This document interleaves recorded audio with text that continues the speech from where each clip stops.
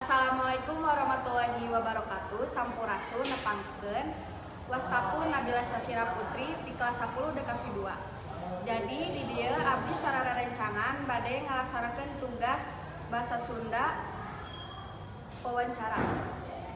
Di dieu terus aya narasumberna. Mangga teh nepangkeun. Wastapun Abi Sheila di kelas 12 Farmasi 2. Di kelas sabarana teh? Kelas 12 Farmasi 2. Teteh di eskul mana? Abi di Eskul Paduan Suara. Eskul Paduan Suara teh eskul naon?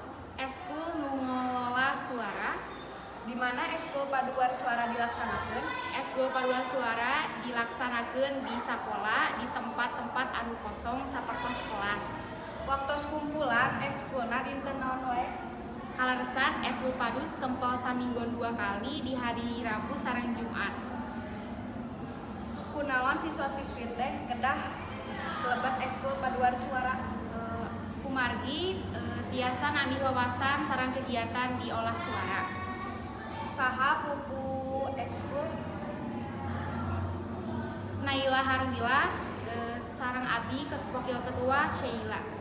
Acarana upami bade lebet ka eskul paduan suara, Lebet ka eskul paduan suara kedah audisi heula. sakitu we teh patarosan ti kelompok abi hapunten ngawangawatosna hatur nuhun. Sami-sami. Wassalamualaikum warahmatullahi wabarakatuh.